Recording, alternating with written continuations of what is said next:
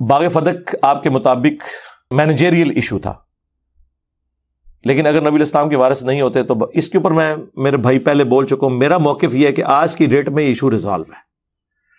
جن لوگوں کے ساتھ مولا علی علیہ السلام نے اپنی زندگی میں کمپرومائز کیا، یعنی خلفائے ثلاثہ، اہل تشیع کہتے ہیں کہ تقیہ کیا یا امت کے وسیع تر مفاد میں کیا، سنی کہتے ہیں نہیں دل سے کیا، دونوں اپنے اپنے موقف پہ قائم رہے، اینڈ رزلٹ کیا ہے کہ کیا، ٹھیک ہے۔ جن سے مولا علی کی دوستی ہے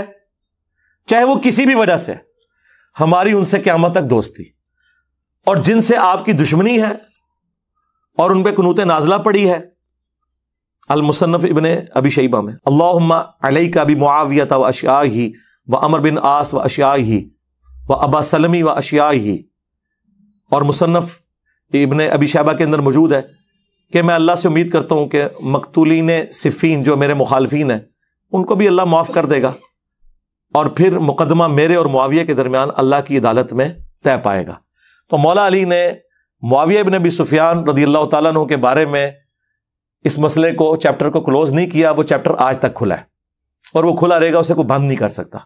جہاں پہ چیپٹر کلوز ہے اسے کلوز رہنے دیں اور اتحاد امت پہ کام کریں۔